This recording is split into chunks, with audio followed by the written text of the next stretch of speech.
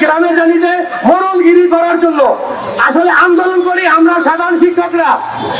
আমাদের যে মহার্ঘ ভাতা 10% পেয়েছিলাম, সেই সময় ঢাকা শহরের একটা মাত্র স্কুল পুরো বন্ধ করেছিলাম এবং আমার নামে ডিজিএফ হইতে মামলা হয়েছিল। আমি পুরো স্কুল নিয়ে এখানে আসছিলাম। কিন্তু আজকে আপনাদের শিক্ষকদেরকে সচেষ্ট থাকতে হবে, নিজেদের সুদৃষ্টি রাখতে হবে যে কেন শিক্ষা উপদেষ্টা একজন মন্ত্রী, শিক্ষামন্ত্রী, তিনি নিজে ঘোষণা দিয়ে গেছেন, এটা অর্থ মন্ত্রণালয় কেন হ্যাং গেছে ওই এটা আমাদের জানতে হবে এবং তারাই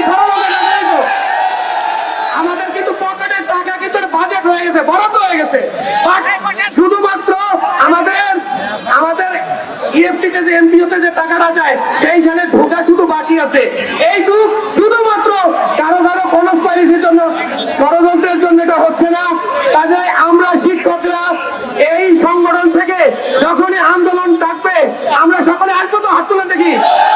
আমরা কি ভারী ভাড়া চাই? 1500 টাকা চিকিৎসা ভাতা চাই? সর্বময়কে আমরা জাতীয় দল চাই?